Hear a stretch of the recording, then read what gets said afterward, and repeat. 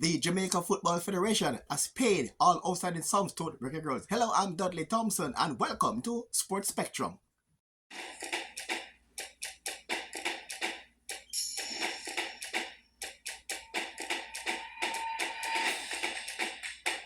Alright, I know that the Jamaica Football Federation has paid over all the money that was owed to the Reggae Girls, the ones that took part in the World Cup and who made themselves unavailable for the World Cup qualifiers. The question is now, what next? First, I think there'll be a meeting with those players and the federation and issues such as poor planning. They say poor planning, transportation, poor communication, lack of resources were among the issues they spoke about in the letter to the federation. And since then, they were suspended by JFF until they had a meeting. Now that the money has been paid over, as I assume that there'll be a meeting shortly. And if the players and the federation meet and they agree and said and these terms going to come down to some consensus as way forward, what to be next for the players currently playing against Panama and Guatemala in the qualifiers. The question is, will we see these players now being dropped into the squad to play the return legs, or will we see a merging of both squads, or will we see that they totally abandon this entire squad and go for the squad that played the World Cup to play the return games against Panama and Guatemala? Well, we have to wait and see how JFF will handle this situation, because these players who are now playing, they seem to be committed, but you know that they're not the first team selection, but there's one who made themselves available and the first choice for the coaching staff were not available. But now money has been paid. They'll be meeting, I assume, shortly, and then know what next. Let's wait and see how this one will unfold. We here will keep update inside Sports Spectrum. With that said, now the Jamaica football team returning from Panama after going down 2-1 to that country in their World Cup qualifiers. Let's hear now from the coach who spoke about the trip. We had our challenges putting together a team, and the greatest thing for us to go and represent Jamaica well, for me, that in itself is a positive. And that's what we have to look at. A lot of young players, and they got some level of exposure first time. I would also wish them all the best, and hopefully they can build on this and we continue to make Jamaica proud. That was Coach Xavier Gilbert. Let's hear from team captain on the day, Chinalu Asher.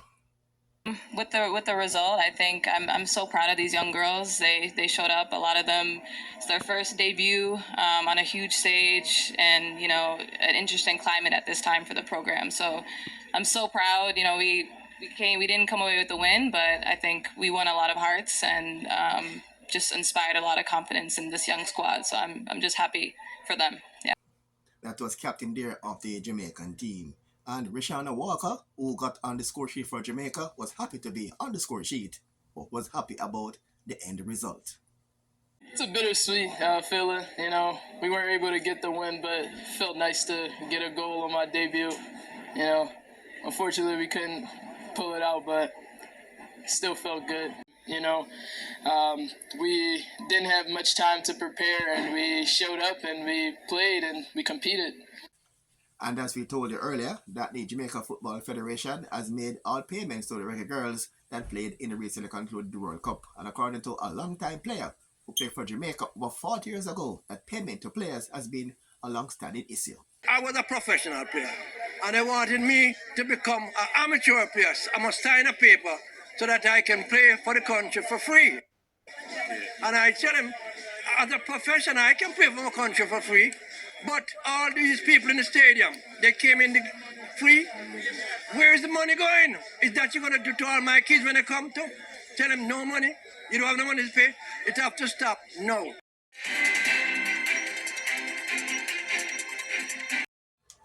The JFF elections has hit a new snag, so to speak, when it comes to the voting pillars. That's pillars 1, pillar 2, and pillar 3. Pillar 1 consists of the Parish Association, represented in favor of the incumbent, that's Michael Ricketts. Pillar 2, the clubs. And Pillar 3 consists of the Jamaica Football Referee Association, Jamaica Coaches Association, Past Players Association, ISA Intercol, and also Beach Football and PFJL.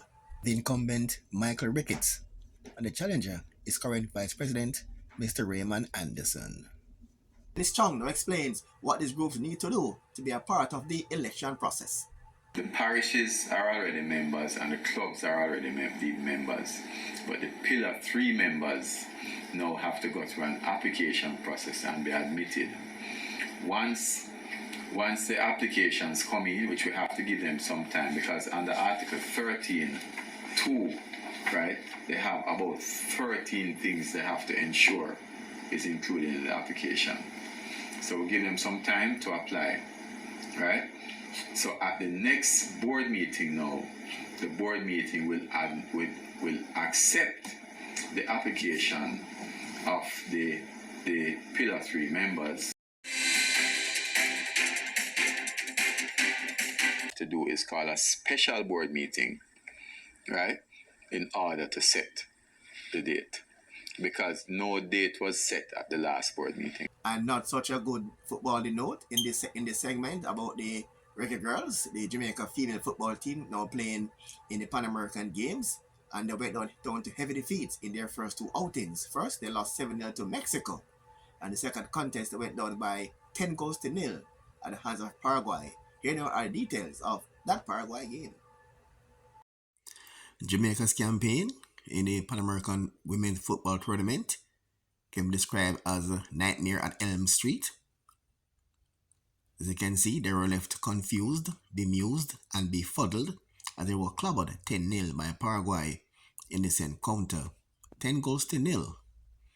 The female Jamaican team, and to be frank, is not the World Cup squad, to be argued, but nonetheless, the scoreline is still embarrassing. 10-0 in the Pan American Game Women's Football Tournament, and earlier, the team lost 7-0 to Mexico. You can see there to the left of your screen the goal scored for Paraguay. Look like Lorena Alonso in the 6th minute of play, and Jessica Martinez got a hat-trick, 18th, 46th, and 3rd minute of play, and look like Rebecca Fernandez scored also in the minute 22nd minute. Then Chelsea Fabio Sardoval Maratonas, 24th minute of play. And also scored in time added on just at the end of the contest.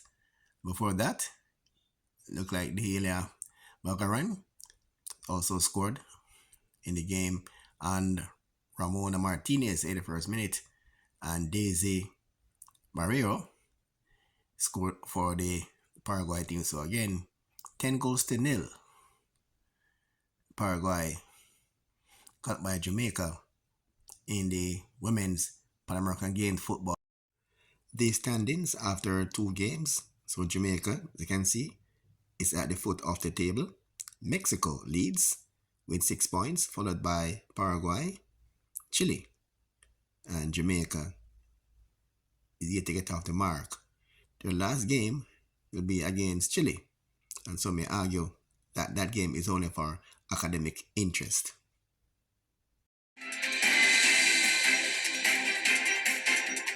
The glory days of football. You look at the atmosphere and look at the true footballers out yourself. This is what we call the genuine footballers. And you can see it in the man. Even yourself out there play. Can you love the game that? And I think we have to cherish that, and we try. Once upon a time, we used to go to the stadium and see the stadium full of people. And we have to get that back. Because there's some true footballers in Jamaica. And I want to see that come back. And that's how we conclude today's Sports Spectrum. I'm Dudley Thompson, and as usual, please like, share, and subscribe. And again, thanks for watching.